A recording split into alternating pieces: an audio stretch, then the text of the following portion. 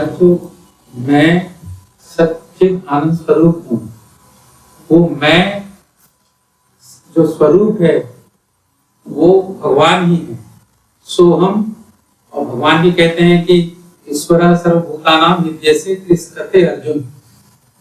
तो शरीर और आत्मा के बीच का एक तीसरा आदमी, तीसरा जो है वो कौन है महाराज? जो कर्मों को रखता है अपने पास और लेके जाता है अगले शरीर में, वो तीसरा कौन है महाराज? ये मनुष्य के भीतर जो सूक्ष्म शरीर है। मनुष्य की जब मृत्यु होती है तो स्थूल शरीर मरता है। सूक्ष्म शरीर जिसको हम अपनी इंद्रियों से नहीं जान सकते, सूक्ष्म इंद्रियों से ही मनुष्य जानता है। साधक को कभी अनुभव हो सकता है। मरने के बाद हमारा जन्म जब होता है तो हमारा सूक्ष्म शरीर नहीं मरता है। वो सूक्ष्म शरीर अपने कर्मों के अनुसार फिर विभिन्न योनियों में जाता है। देव योनि में जा सकता है, देव योनि में रह के देवताओं के सब भोग कर सकता है। देव योनि में बुढ़ापा नहीं है, देव योनि में अभाव नहीं है। किंतु छोटे बड़े देव का भेद है। मनुष्य को अपनी पूर्णता का बोध करने के लिए मनुष्य शरीर ही चाहिए। और जब मनुष्य शरीर धारण करके मनुष्य शरीर में रहते हुए जब उसको आत्मा का ज्ञान होता है, आत्मबोध होता है, द्वैत वेद के अनुसार वो ईश्वर और आत्मा की उपासना करके जानता है। अद्वैत वेदांत कहता है कि यही जो तुमको अनुभूति हुई, अहम अस्मि मैं हूँ, तो ये अनुभूति अज्ञान तुम्हारे मिटने से होती है। और अज्ञान मिट गया तब तुम जानते हो कि न मेरा जन्म था न मेरी मृत्यु थी, मैं सच्चित आनंद स्वरूप हूँ। यही हिंदू धर्म की अंतिम घोषणा है। तो महाराज जब आत्मज्ञान हो जाए तो वो सूक्ष्म शरीर का अस्तित्व समाप्त हो जाता है। आत्मज्ञान होने से सूक्ष्म शरीर का अस्तित्व समाप्त हो जाता है कि स्वयं भगवान हो गया, स्वयं भगवान हो गया। या अद्वैत वेदांत की दृष्टि से कहें तो ब्रह्म हो गया, ब्रह्म में मिल गया। ब्रह्म एकम अद्वितीय, ब्रह्म दोनों ही हो सकता है। तो हिंदू धर्म की चरम उपलब्धि है मनुष्य की देह रहते हुए गुरु के बताए हुए उपाय से साधना करो।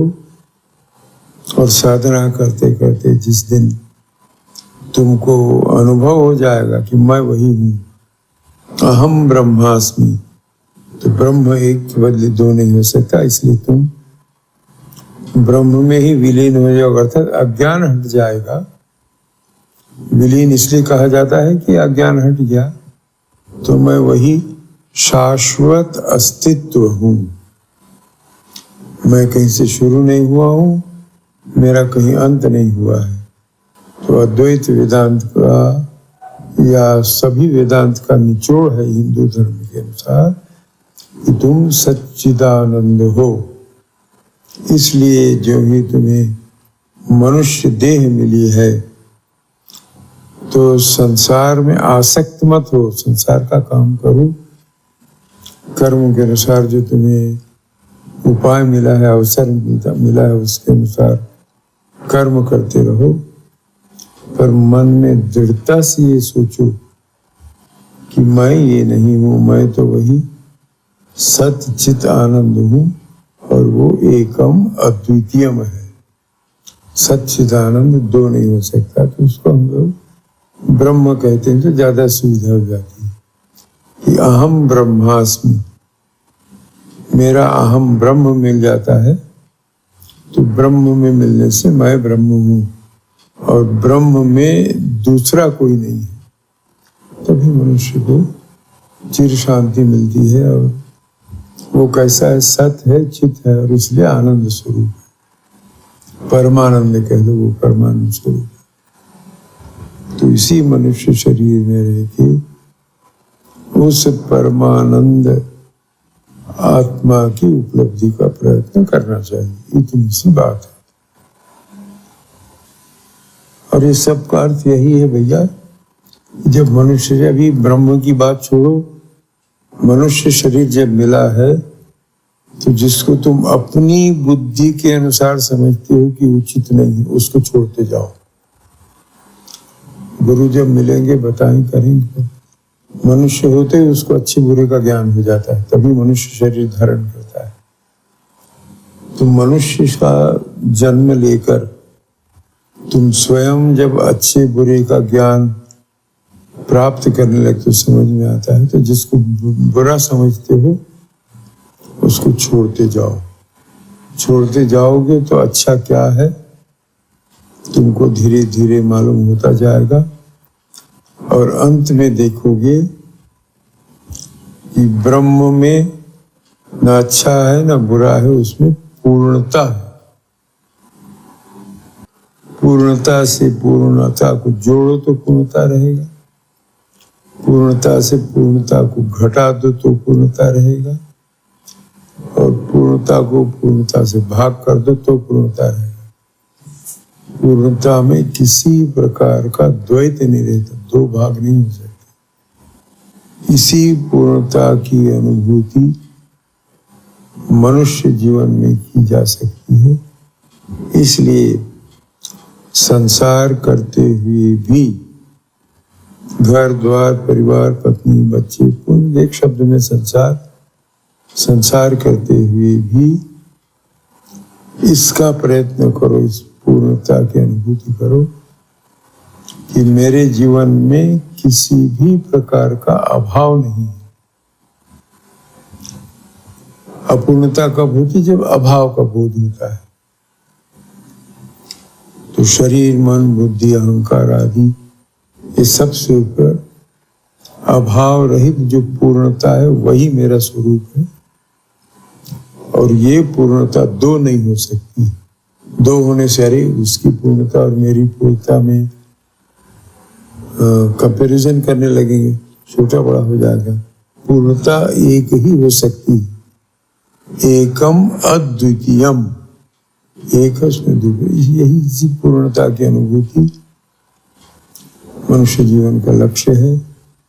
और इस पूर्णता की अनुभूति के अनंत मार्ग हैं, जितने मनुष्य हैं उतने मार्ग हैं।